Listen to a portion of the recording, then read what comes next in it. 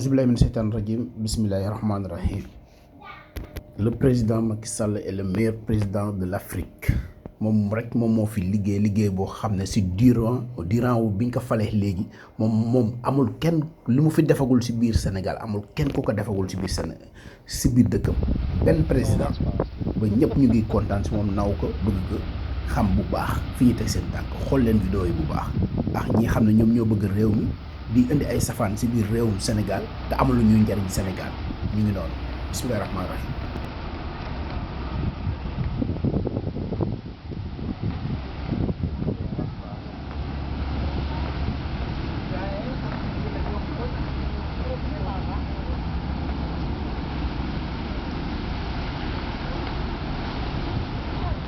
Mais elles sont présentes à l'intérieur de les organisations de droits de l'homme elles représentent aussi des demandes de la population sénégalaise. Hein. La population sénégalaise de l'extérieur. a des représentants à travers des systèmes d'élection clairs et nets. Ce sont ces représentations, ces élus, et à la tête desquels se situe le président de la République.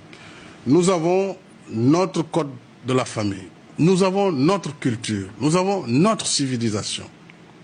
Il faut que les gens aussi apprennent à respecter nos croyances et nos convictions. Au nom de quoi? On doit penser que parce que ailleurs, on pense que l'homosexualité doit être dépénalisée, que ça doit être une loi universelle. Au nom de quoi? Au nom de quoi ça doit être une loi universelle?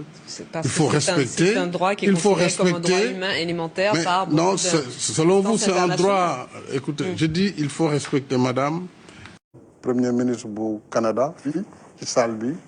keneen ki moo doon président Barack Obama ak képp ku ñu mën a amal waxtaan Sénégal nee naa leen kenn du mën a soppi suñu doxalin ci wàllu woowu ndax suñu aada suñu cosaan suñuy valeur may ñu def liñ ñu bëgg a defloo te ku yaakaar ne alal mën na tax wala say budget nee naa la nga téye sa budget loolu lu leer la gouvernement bi amu si kenn koo xam ne ñeme na wala xalaat na di dox luy indi façon yooyu ñu bëgg indi ci école yi Sénégal du ko nangu UNESCO mënu ko forcer Sénégal amul mën-mën bi amul kattan bi Nations Unies mënu ko ndax réew lañu bu souverain suñuy programme ñun ñoo koy définir lan la ñuy jàngal suñu doom lan la ñuy def ci suñu système éducatif kooku moom Sénégal mënu ci am lu mu ciy lam-laame donc dama bëgg a dalal xel yi tant que dégguñu gouvernement bi ne kat dinañ def lii wala laa te loolu nee naa tant que maa ngi ci bopp réew mi bu ci yàlla àndee débat boobu du fi am ma baamtuwaat ko mu leer débat boobu du fi am kon jarul ñuy perdre suñu temps aussi si di wax loo xam ne ay wax la yu amul benn maanaam parce que c'est pas à l'ordre du jour te kenn mënul imposer Sénégal loolu wax naa ko képp kuy suñu partenaire duñu ko nangu benn yoon parce que amuñu ñun pour di toppandoo ñeneen ñun suñuy valeur ñoom forcé wuñ leen pour ñu jël ko kon kenn mënuñu forcer ci li nga xam ne du suñu coobare alal du tax ñu def ko coopération du tax ñu def ko loolu moom sama baat ci kaw te ku ne xam na ko ci àdduna bi ci suñuy partenaire donc dama jaaxle tax bi ma déggee wax ji ñu ne ma non séminaire la woon atelier xaw ma kan moo fa indi wax jooju mais bu dee UNESCO la wax nañ leen nañ jëlaat seen i këyit denc ko delloo ko fa mu jóge fii loolu du fi jib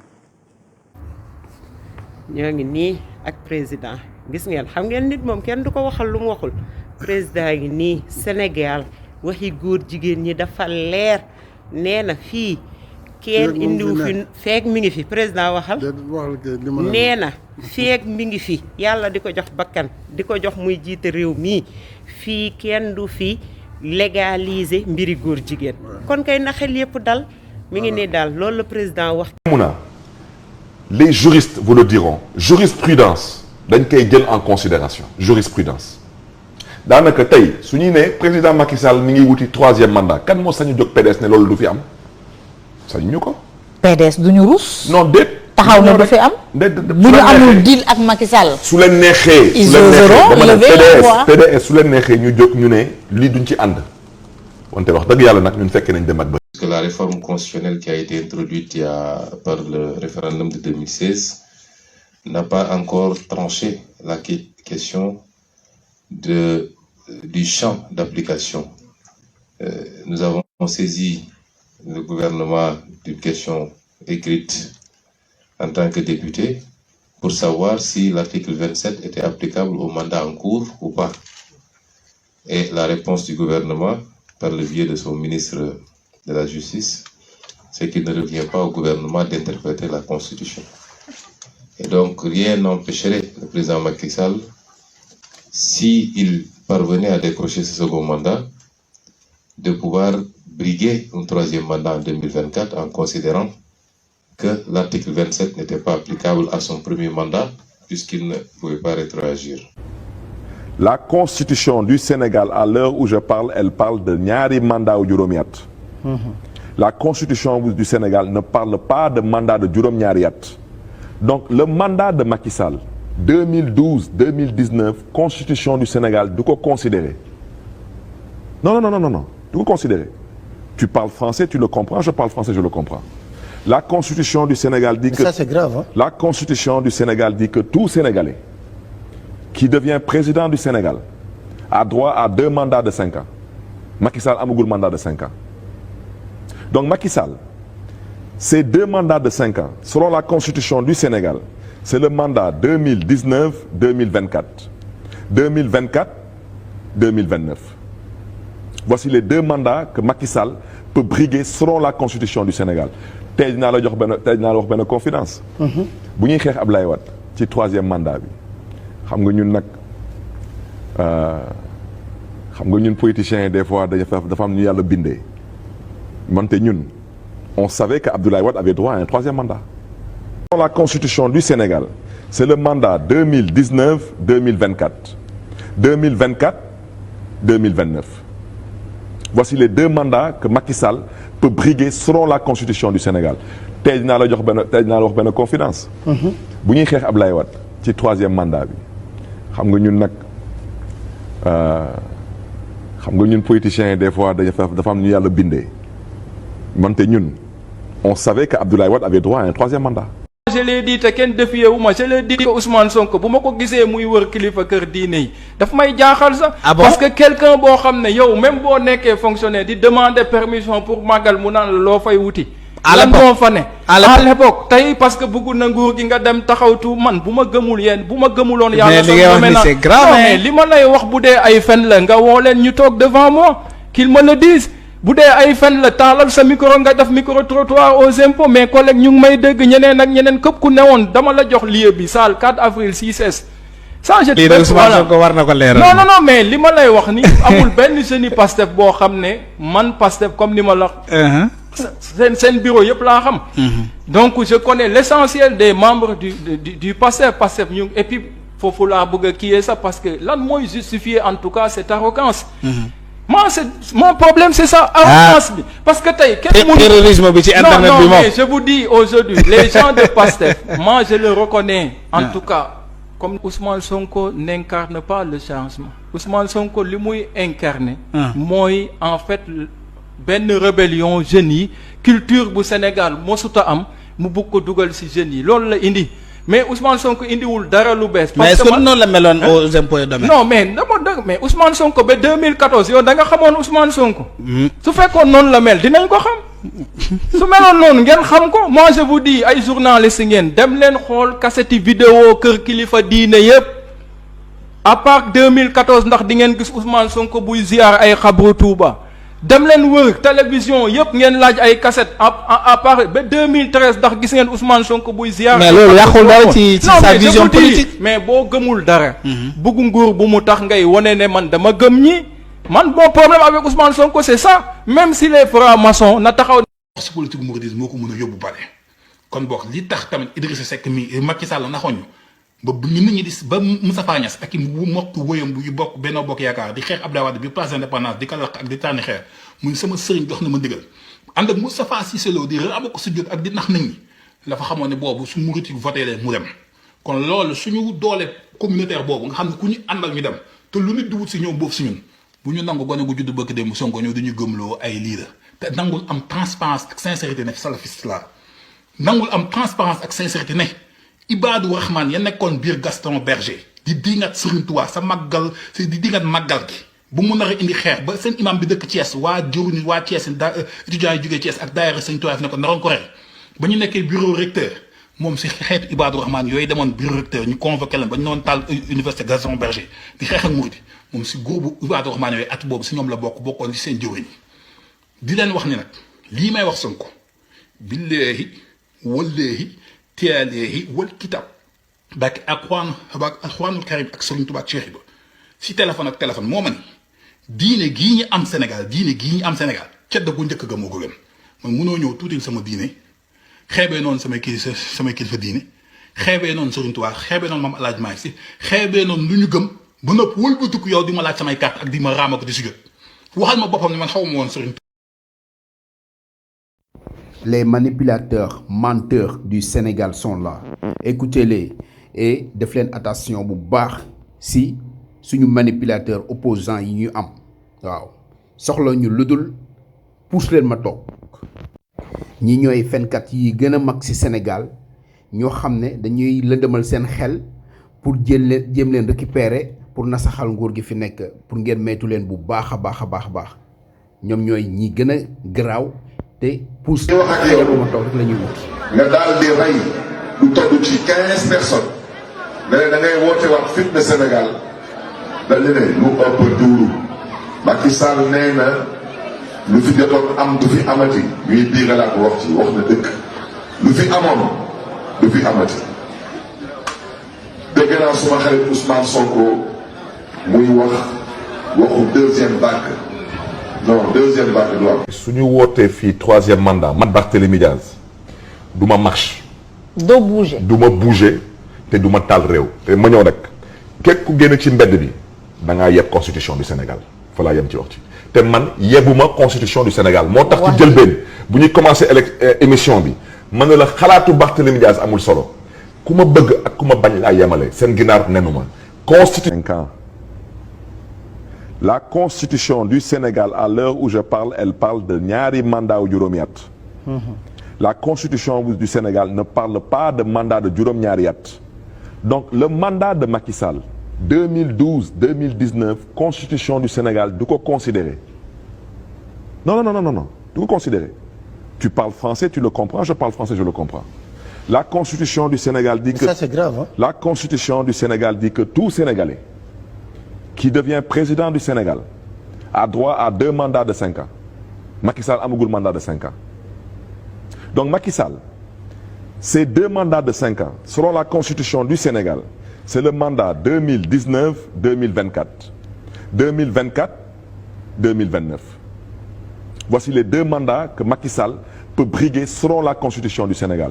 Tey dinaa la wax benn confidence. Bu ñuy xeex Ablaye Wade ci 3e mandat bi. xam nga ñun politiciens yi des fois dafa am ñu yàlla bindee mante ñun on savait que Abdoulaye Wade avait droit à un 3e mandat on le savait mais comme on savait que tout le peuple en avait marre dañ ko ci dugal wante paa bi Abdoulaye Wade c'est l'intelligence personnifiée en politique mais xam nga nag yàlla rek ci ay dogalam ak ci lu yàlla namm rek il faut que chaque fois que yàlla won la ni que moom kese mooy dogal. Abdoulaye Wade dafa def benn erreur bu ndaw nii la tollu erreur bi Abdoulaye Wade le quart bloquant. Quand Abdoulaye Wade a dit que képp ku am 5 sur 20 mën nga jàll en classe supérieure. Quand Abdoulaye Wade a dit que 25% il peut passer au premier tour. Donc ça veut dire que xale buy dem école am 5 sur 20 il passe en classe supérieure Sénégalais yi ñëpp a jóg ne loolu mënul nekk. Voici l'erreur qu'Abdoulaye Wade a faite. Mais le 3e mandat de Abdoulaye Wade selon la constitution il était constitutionnellement recevable. Donc tey Macky Sall su Sénégalais yi juumee ba mu am second mandat bépp Sénégalais bu fiy jóg taxaw ne que Macky Sall amul droit wuti mandat 2024 2029 yaa ngi tooñ ñi nag te Sénégal moomoo ko te constitution bi ñëpp la tënk. Macky Sall. La réforme constitutionnelle qui a été introduite par le référendum de 2016 n'a pas encore tranché la question du champ d'application.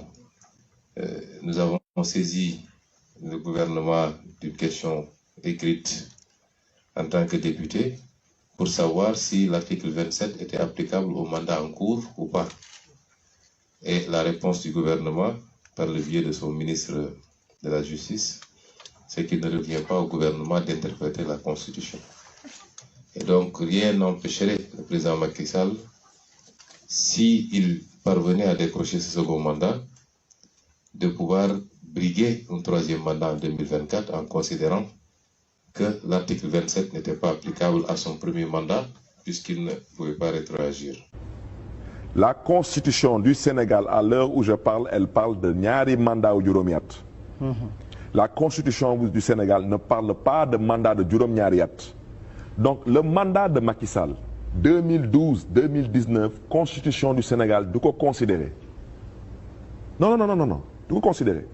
Tu parles français, tu le comprends, je parle français, je le comprends. La Constitution du Sénégal dit que... Ça, c'est grave, hein? La Constitution du Sénégal dit que tout Sénégalais qui devient président du Sénégal a droit à 2 mandats de 5 ans. Macky Sall amagul mandat de 5 ans. Donc Macky Sall, ces 2 mandats de 5 ans, selon la Constitution du Sénégal, c'est le mandat 2019-2024. 2024-2029. Voici les 2 mandats que Macky Sall peut briguer selon la Constitution du Sénégal. tey dinaa la jox benn confidence. bu ñuy xeex Ablaye Wade ci 3e mandat bi xam nga ñun nag xam nga ñun politiciens des fois dafa am ñu yàlla bindee mante ñun on savait que Abdoulaye Wade avait droit à un 3e mandat. Il n'a qu'à déclarer publiquement et sans ambiguïté, et le peuple le lui réclame, qu'en 2024 il fera ses bagages et il quittera. Parce que la réforme constitutionnelle qui a été introduite par le référendum de 2016 n'a pas encore tranché la question du champ d'application. Nous avons saisi le gouvernement d'une question écrite en tant que député pour savoir si l'article 27 était applicable au mandat en cours ou pas. Et la réponse du gouvernement, par le biais de son ministre de la Justice, c'est qu'il ne revient pas au gouvernement d'interpréter la Constitution. Et donc, rien n'empêcherait le président Macky Sall, s'il parvenait à décrocher ce second mandat, de pouvoir briguer un 3e mandat en 2024 en considérant que l'article 27 n'était pas applicable à son premier mandat puisqu'il ne pouvait pas rétroagir. Mais qu'il sache qu'il n'est pas candidat pour un 3e mandat. La Constitution du Sénégal, à l'heure où je parle, elle parle de ñaari mandat ou juróomi at. La Constitution du Sénégal ne parle pas de mandat de juróom-ñaari at. Donc le mandat de Macky Sall 2012-2019, Constitution du Sénégal, du ko considérer. Non, du ko considérer. Tu parles français, tu le comprends, je parle français, je le comprends. La Constitution du Sénégal dit que... Ça, c'est grave, hein? La Constitution du Sénégal dit que tout Sénégalais qui devient président du Sénégal a droit à 2 mandats de 5 ans. Macky Sall amagul mandat de 5 ans. Donc Macky Sall, ces 2 mandats de 5 ans, selon la Constitution du Sénégal, c'est le mandat 2019-2024. 2024-2029. Voici les 2 mandats que Macky Sall peut briguer selon la Constitution du Sénégal. tey dinaa la wax benn confidence. bu ñuy xeex Ablaye Wade ci 3e mandat bi xam nga ñun nag xam nga ñun politiciens des fois dafa am ñu yàlla bindee mante ñun on savait que Abdoulaye Wade avait droit à un 3e mandat. bu loolu weesoo aussi ba tey ci réaction yi wax nga léegi saaga yi gis nañ beneen vidéo bu génn muy kii di Ousmane Tounkara bi nekk États-Unis Tounkara ci boppam moom it génn na def vidéo dal sa kaw bu baax a baax yamu ca mu wax ni lijjantil coow li nga xam ne yaa ko indi diggante kii di Pape Diouf ak Waly moom daal wax na lu ko neex wax na ni it aussi bi ngeen demee États-Unis daje fa yow am na ay kàddu yu bari yoo ko wax ci ay autorités yu nekk ci biir Sénégal que vidéo yooyu dina ko génne ak audio yi. mooy kan mbaam xuux Tounkara mbaam xuux bi jëlal mbaam xuux bi mbaam xuux nga ko tuddee de. nekk New York kii mbaam xuux la kii sàcc la xoolal trafic de BMW Mercedes Range Rover aux États-Unis le retour sur les lieux de crime de mbaam xuux Tounkara muy jommi ni kii di sàcc 2015. kon li Koro Macky waxoon ne Ousmane Tounkara sàcc la dafa mel da nga koy dëggal. sàcc la 2015 dañoo sàcc ay oto ay Range Rover di ko dugal ci conteneur pour yóbbu ko Afrique de l'Ouest pour jaayi ji ko si lañ ko jàpp Amérique bi ñu ko jàppee yóbbu ko ci kaso ba 2015 waaye yow kii ne di sàcc Haramata Ndiaye nga may wax waxi sàcc bu bon bii. yaa ngi saaga de. sàcc Haramata Ndiaye la nga ne ma lan kii di mbaam xuux doo ko saaga waaye yow fii fan la du prison. ba pare traître la kii traître bu bon la parce que ba mu sàccee 7 personnes la ñu woon moom lañ jàppoon mu collaboré ak FBI dénoncé yeneen 7 personnes li Thierno Diallo filmé kilifa li ñuy naan Thierno Diallo moo ko Ousmane Tounkara bii ñooyam kii dafa baax kii du nit dara kii su tekki woon dara dina jël otoom nekk ci chaque jour di live kii xam nga fu mu commencé Youssou Ndour la commencé di saaga ak Bouba Ndour amul buzz mu dem ci Macky Sall amul buzz mu bàyyi ba Ousmane Sonko commencé mu xam ne ni que Ousmane Sonko am nay mercenaires ci réseaux sociaux yi nee na xaaral ma def pour am tour kii tekkiwul ñaari salaama. li Koro Macky waxoon ni moom day saaga ba pare après génn di la waat ci suuf ne la ñu dil pour am dara Koro Macky moo ko wax fii nga toog la toog wax ko. mbaam xuux la moo gën a yées ci àdduna kii du ma ko tontu kii doo ngeen baal ma ci kàddu. yaa ngi saaga de. ngeen baal ma mais doome werante xuuxante. ay preuve ngay génne. ci audio bi déglu ma tegal leen vidéo ba pare man maa ngi vidéo laa lay tegal. mais dafa mel ni li gars yi di wax naan Ousmane Tounkara dafa mel lu la xaw a laal tamit dëgg la de. laal. non da mer fu mu toll nii ba saaga. meruma kii doome. Tange man dama la jàppee fenkat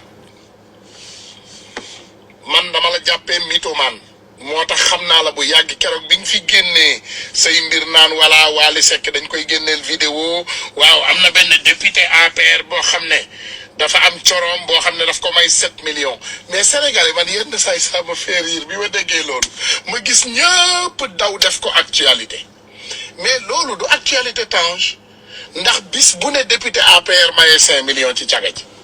nee na lii du actualité. Ousmane Tounkara nee na lii du actualité. Amérique nga nekk damal porter ma plainte sa numéro de téléphone di +1 347 514 24 70. Ousmane Tounkara ba vidéo bi génnee lii lan la lii la ma titre vidéo bi. Un célèbre ministre du gouvernement couche avec sa copine et l'offre une voiture de 13 millions. ban heure la ma ko yónnee. 4h42. le 30 août 2020. di jéggalu nag bu baax a baax si message bu tardif bi waaye dama jékki-jékki rek jot message bi ça m'a fait un peu rire parce que dama ko jot rek ma ne sama waa ji joxati na beneen information waaw wax ci bopp jox ñu ci ay affaire bokk ah léegi suba boo jotee message bi rek nga ñu jokkoo maa ngi lay jéggalu nag xam naa gëj nañu jotante trop j'espère que tu vas bien et ta famille aussi merci. yaa dégg audio moom moo taxaw ne Tange nee na ministre bi nee na loolu du actualité comme du actualité lan la nga may yónnee nga ne jox ba pare daf la laaj xaaral rek nañu wax loo may waxee may ma ci tur ak nangam sangam fenkat la kon yow duulkat nga sàcc nga yow yaa raw waaw Ousmane Sonko bi lan la ci tegaat j'ai vu la vidéo may ma tur waaye lool ay tur ça reste privé kii mooy Ousmane Tounkara xamul dara day jaay investigation te investirul dara. moom ma wax ci vidéo bi loolu du actualité ba pare di la laajawaat tur bi. ma laaj naa ko may tur ma tontu ko lan salaam grand c'est pas grave demain inchallah je te dirai je me suis levé juste pour prier il est 5 heures du matin dama jóg di julli fajar 4h48 mu tontuwaat ma ok je m'excuse bul ñu fàttee ci ñaan bonne journée mais ki nga séqal lii gëj naa la dégg na sa jàmmaam léegi kooku di nga naan fenkat la nangam sàngam xamul dara mbaam xuux la du nitu dara tekkiwul dara Ousmane Sonko bii muy wax gëmu ko gëmul kenn bërki démb bu toog di def live tuddee Abdou Mbow Kirikou di accuser ci passeport diplomatique ay soskat la fenkat la naa fexe la lenn rek ma métti gis nga yaayam bi ma ko xamee lan la ma wax dafa ma xool waxool ne ma temps su ma la njëkkoon xam kon Ousmane Tounkara yaay doon baayam. maanaam yaayu Ousmane Tounkara moo yëkkati kàddu yooyu jox la ko yow. waaw yow bàyyi ma waaye yow man mbaam xuux bi damay wax. maanaam kon yaayam daf laa nopp comme li ma la waxee kàddu yi.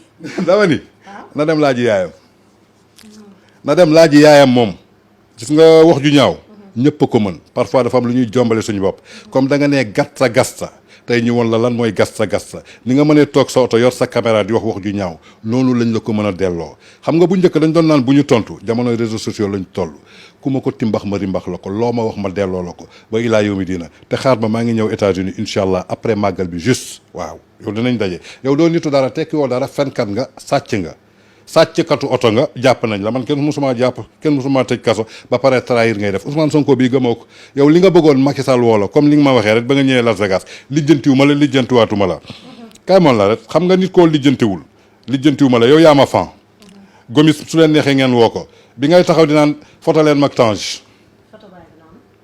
foto leen mag Tange yow nooy fotoog fenkat man lu ma fotoog yow de yaa ne foto woo leen mag Tange Ousmane Tounkara yaa ngi nii donc sénégalais yi xam ne ni Ousmane Tounkara bi ab fenkat international la mbaam xuux la tekkiwul dara moo gën a yées ci àdduna fen ak duul amul benn information nag day toog ci otoom di inventé du duul comme gis na sama vidéo may ma tur su dajee ki benn daf kooku jox ko tur muy jéem a jaay investigation yow da ngaa xam dara ñun ba ñuy liggéey. maanaam li muy laaj tur bi dafa bëggoon moom après live ne tur bi nangam la. def laay ci waxee tur bi wax man nga koy amee man bi may jàng da nga yow bi may jàng yaa ngi ci kaso yi di sàcc ay oto. man xam-xam boobu laay yor tey di ko teg je suis un chroniqueur et je chroniquerai Ousmane Tounkara du ma tontu keneen yow moom dama lay naan mbaamu xaram nga tekki woo dara doo dara Youssou Ndour nga saaga bay bëgg a dee faalew la moo la raw moom am na télé yow terrain sax amoo ko Sénégal ba pare nga ne da nga gëm Sénégal lu tax bi nga duggee États-Unis nga wut ay kayitu Guinée yow xeeb sa bopp nga naan patriote da ngay fonk Sénégal man je suis sénégalais je suis fier de l'être fu ma tourné sénégalais laa doon sama doom a ngi ne Suède la juddoo jour ba mu juddoo laa ko wutal nationalité sénégalais voilà kon yow waaye yow. te Coura Macky moo toog fi nga toog wax ne buñ ko rapatrié woon du ñëw Sénégal Guinée lañ ko yóbbu.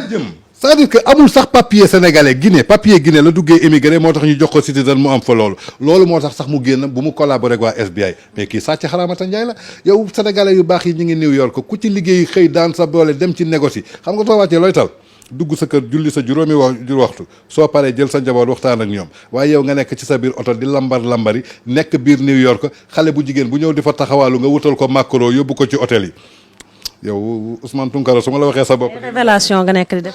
naka laay ñëwee Las Vegas Ousmane Tounkara xaw ma la musuma laa gis ñu ngi soog a dajee Las Vegas nga ne Tange lii la ma wax gis nga nit ki sooy fen da ngay noyyi Ousmane Tounkara magum jëmm nga kilifa nga sa sikkin bu nganda boobu et puis dégg naa ni xasaw rek nga def sa gel boobu nee na ma non nee na Ousmane Tounkara soo bokkee ak moom mbàjj dina la doxat ba ngay bëgg a dee. ngelaw la doxat rek lay def gisoo ko nu muy ŋaaxee nit ko bon kii keroog may wax muy seytaane lu jël doomam ji muura ko benn kaala naan day jàng alxuraan yow mbaamu xaraamata njaay sàcc katu xoto bi dina taxaw di wax ak nit ñi yow laa ilaaha illallaah yow sa yaay dama ko téye nee na ma noo Tange da neex ndigg su ma la teeloon xam yaay doon bàyyi Ousmane Tounkara ngeen baal ma ci saaga bi de mais kii fale ka ma tontu ko lii yaay moo la wax loolu waaye bàyyil ma kii waaye doomi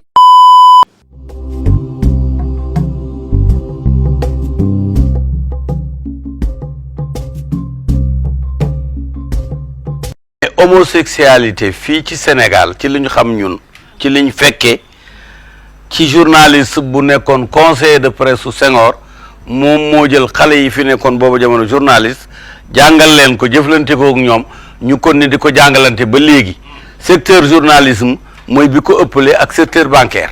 xeex bi ala kulli al day am te bii yoon xeex bi atte du am dama ne atte du am atte du am. dama ne atte du am. mooy suñu wootee fii 3e mandat man Barthélémy Diaz du ma marche. doo bouger du ma bouger te du ma taal réew. te ma ñëw nag képp ku génn ci mbedd bi da ngaa yeb constitution du Sénégal fa laa yem ci wax ci te man yebuma constitution du Sénégal. moo tax ci jëlbeen bu ñuy commencé émission bi man ne la xalaatu Barthélémy Diaz amul solo ku ma bëgg ak ku ma bañ laa yemale seen ginaar nenu ma. constitution du Sénégal lay gestu parce que mënoo dëkk ci république bëgg jiital sa xalaatu bopp tey soo nekkee jullit amoo droit di jiital sa xalaatu bopp alxuraan ngay teg soo nekkee catholique sa xalaatu bopp nga dóor ko sa armoire bible ngay teg ñun suñu alxuraan ak suñu bible ak suñu Torah mooy constitution du Sénégal.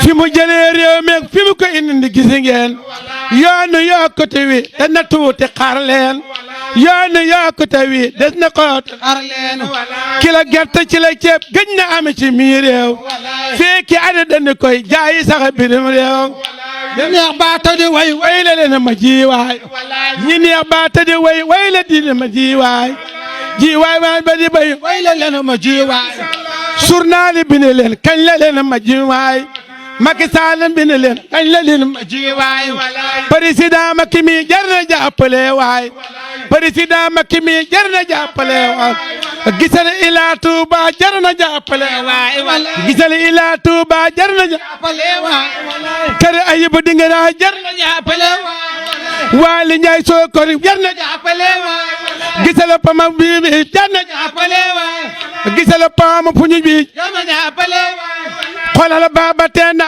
jar na jàppale waay Casamance Tanci jar na jàppale Macky Casamance Tanci jar na jàppale waay immigré Tekker jar na jàppale waay immigré Tekker jar na jàppale waay mooma yóbbu Makar jar na jàppale waay mooma wan yónneen bi jar na jàppale waay mooma wan yónneen bi jar na jàppale waay asatis yi ma bokkati ci waa Ndona naan kuy taale jona ba sarle ma ki bem daar fas yéene di ko dafa neen fas yéene di ko wadatal fas yéene wadal ko jar na fonk comme koor fas yéene di ko woor bañ na tey la fanweer gaañ def leen ni Macky Sall ko daal ci jar na way gaañ def la fal ni wallaay dina jox na ko cër nit ñi ñëpp xam la ñu neex ma noo di way gën di sun gaa bu tere nanu bég loolu nanu ko xam daal ñu neex ba te di way la leen ma ji waay journal yi bind leen kañ la leen ma ji waay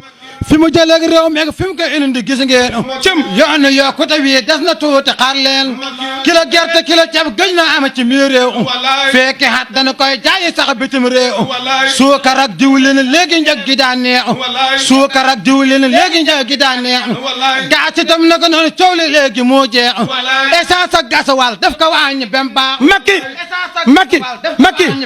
Macky essence ak gasoil def ko son excellence Macky yokku gerte gi lii yàlla na yàgg tey neex yokku gerte gi lii yàlla na yàgg tey neex école ba mën a dem danga fa fekk oustaz école ba mën a dem danga fa fekk oustaz muy fa jàngale yee alquran naka tiis asaate yi ma bokkat ci wàllu naanaan kuy taalibe na jot son la Macky bem daan gaañi bañ Macky tey waxa ci Macky loo ñaaw gaañi bañ Macky tey waxa ci Macky loo ñaaw nooni Macky yi dee nañ na ñepp wax waaw taalifa wa Macky bi neex na waata nañu xaaw fii la ñuy yemale taalifa ne bi arawa gerte marché mondial dafa daanu xam ngeen gerte marché mondial dafa daanu xam ngeen gerte marché mondial dafa daanu xam ngeen teewul jël na yëfam bee mu romb 200 wallaay andi leen ne wallaay deuxième mandat Macky Sall day neexu deuxième mandat Macky Sall day am moom deuxième mandat Macky Sall day neexu amiin na leen ma amiin deuxième mandat day na am deuxième mandat yal na am.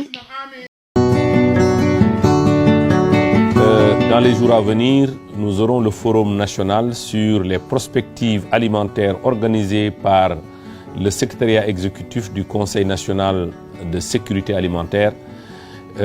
On ne peut pas parler de sécurité alimentaire et occulter la fonction essentielle que joue la forêt dans l'alimentation et dans la sécurité alimentaire. La forêt est très déterminante dans la lutte contre l'insécurité alimentaire et la malnutrition. Elle procure fondamentalement les éléments qui participent à la satisfaction des besoins nutritifs, médicaux et énergétiques des populations. Elle fournit des produits variés et disponibles toute l'année. Comme vous le savez également, on peut en citer les fruits, les feuilles, les racines, le miel, l'huile, la viande, le poisson font directement vivre la communauté. Les fruits forestiers tels que Saba, qu'on appelle communément en Wolof Mad, Détarium, qu'on appelle le Ditar, le Bourras, Koni, Ziziphus, Sidem, contiennent une source nutritionnelle de qualité. Consommer directement ces fruits procurent la santé, la forme, la vitalité et fournissent des calories, des protéines, des vitamines, etc., etc., essentiels bien entendu pour la vie. Transformer ces produits occupe une place de choix dans le marché et par conséquent donnent des avantages économiques non négligeables pour la création d'emplois et pour les revenus des populations. La forêt maintient donc un environnement propice au développement.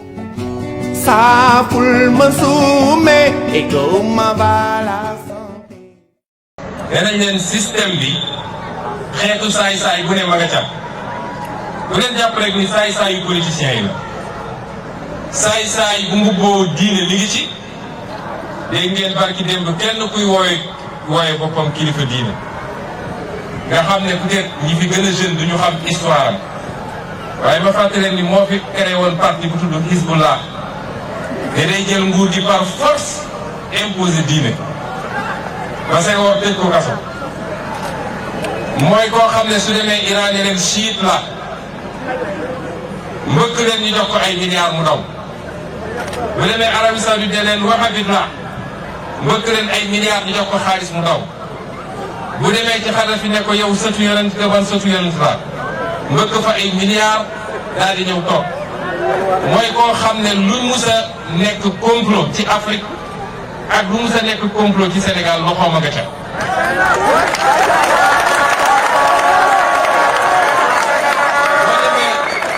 boo demee ci livre bi Abdou Diouf bind mu ngi fay nettali lu mu demee Niger di fa def yëfu saay-saay ba ñu jàpp ko fa torturé nañ ko fa lakk nañ fa ay affaire am ñooñu tey benn échantillon rek ci mbir mi ñooñu tey ngeen di dégg ñor seen làmmiñ di mbir yi parce que dañoo njortu ni seeni intérêt barki démboo ñaar rek lañ ma andil ay kayitam fii la Rose rek 2011 ndax na fi Abdoulaye ba mu jox ko 165 hectares 1,650,000 mètres carrés ñi fi nekk ñëpp mënoon nañ ci am kër teguwul ci dara lu dul njuuj njaaj ak maguy parce que du ci mérite. di wax nag ni ñëw fii toujours ni mu nekkee nii dafa am plaisir bu rëy buñ ci am parce que Ahmed Khalifa Niass ñoo ngi ko doon suivre boobu duggaguñu ci politique mooy koo xam ne kenn nattablewul dimension intellectuelle am maa ngi koy wax sànq bi ñu weetee nii balaa may dugg politique depuis ay année 2009 tey sama ordinateur su ma ko andi woon am na benn chemise bu ma ubbi tuddee ko Ahmed Khalifa Niass lu bëri li muy bind ci ay contribution ay articles maa ngi ko wax léegi benn bu bindoon ci finance internationale ma toog ne waa góor gi moom lii rek fu mu ko xamee donc ñëw seet si ku mel noonu nga xam ne ci wàllu xam-xam xalaat ak xel li amul kenn koo xam ne di nga am xel ñaar ci Sénégal c'est toujours un plus muy loo xam ne it am nañu yaakaar ni dina ubbi bis ni ki tey beneen bunt beneen dimension ci relation ak collaboration ndax sànq maa ngi koy tooñ ne ko nangul lañ la ni patriotisme yaay bàyyam ci Sénégal ndax 2000 nga créé parti askanele dàkkantele ko patriotisme ma ne kon soo ko revendiqué ñun ñëpp dañ koy nangu donte bi ñuy créé parti sax du woon ci logique concurrence waaye maa ngi koy tooñ léegi ne ko man li ma ci xaw a métti rek mooy boo xoolee fichier parti politique yi mën nañu 300 am na ci au moins 30 yoo xam ne patriote wala patriotisme mi ngi seen sigle waaye li tax ñun rek nga ciy sànni xeer rek boobu moom laa xamul mu ne ma xam nga politique il faut mu am kujje waaye ñu gëm patriotisme dañoo war a daje. yàlla mu ne ker gu sedd ak naaj wu tàng duñ ko tëkkale. dëgg la waaye wax dëgg yàlla. Macky Sall contre Sonko. du dend. du benn. déedéet waaye kooku leer ak lëndëm la. waaw leer ak lëndëm la. waaw kon waxoon naa ko fi daaw am ñu mer. nga man góor gu ñàkk fulla ñàkk fayda mooy am jabar nekk ak moom ci sa kër am droit ci moom à 100% maaseetu la nga naan yaa ngi dem ci ay salon ñu lay maase góor gi ko def amoo fulla amoo fayda toppoo diine l'islam man de sama jëkkër du dem salon ndax bala ko salon maase man ba maasel ko sama bopp kon nag góor gu ñàkk fulla amul toppul diineem mooy bàyyi jabaram ca këram di dem ci ay salon naan nañ ko maase ci ku yor ñaari jabar xanaa bu aaw bi mënta maase tamit ñaareel bi war na ko man bu ko kenn ci ñoom mënut ñoom ñaar bu ñu la boolee bés sa yaram war naa nooy. bu ma ko respecté woon 100 xëy na wàcc na ba ci 3 d'accord waaye 97 yi moom daanu na parce que foofu mu dem ñi nga xam ne woteel nañ ko daf leen fàbbi dafa tas seen yaakaar d'accord parce que gëmuñu woon ne kuy bàyyi ñaari jabaram te kenn ka xëy na xaw ma sax ñaar yi dañuy muuru mu muuruloo jabaram di dem di futteeku ci kaw kanam jigéen ba seet wecc pour kooku war koo bësal loolu moom diine rafetlu ko moral rafetlu ko règle sociale layam ji te wax dëgg layam ji sénégalais yi nekk naan non nee nañ Ousmane Sonko est-ce que daanuwul léegi ba daanoo ci yoonu kenn